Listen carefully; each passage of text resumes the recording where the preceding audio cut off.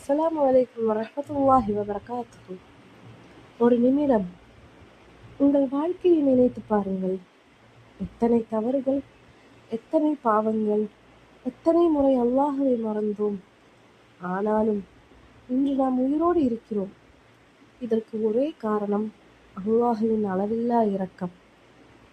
திருக்குர்ஆனில் சூரா அஸ்-சுமர் அத்தியாயம் 39 வசனம் 53.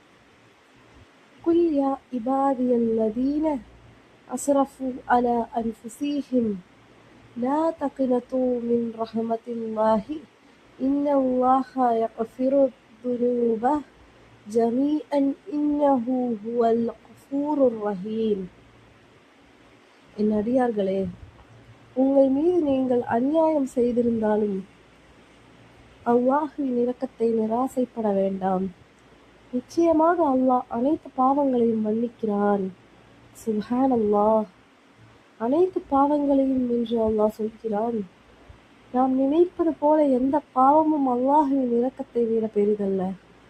நபி ஸல்லல்லாஹு அலைஹி வஸல்லம் சொன்னார்கள், யா இப்ன ஆதம இன்னக மா தஅவுதனி வரஜௌதனி அஃபர்து லக அலா மா கான ஃபீக வலா உபாலி. ஆதமின் மகனே, நீ என்னை அழைத்து என்னிடம் நம்பிக்கை வைத்திருந்தால் உன்னிடம் எவ்வளவு பாவம் இருந்தாலும் நான் உன்னை மன்னித்து விடுவேன்.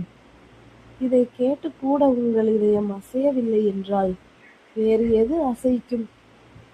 இன்னொரு ஹதீஸ், இன்னல்லாஹ யக்பலு தௌபத்தல் அப்தி மா லம் யுஅர்இர்.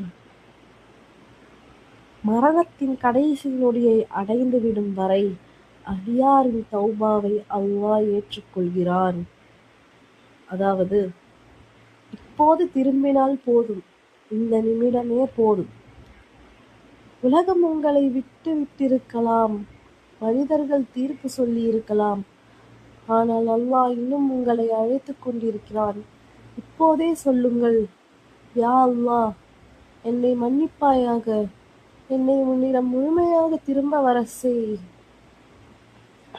இந்த குர்ஆன் ஹதீஸ் நினைவூட்டல் உங்கள் இதயத்தை தொட்டிருந்தால், மேலும் இப்படியான ஈமானின் செய்திகளுக்காக இந்த சேனலை சப்ஸ்கிரைப் செய்யுங்கள்.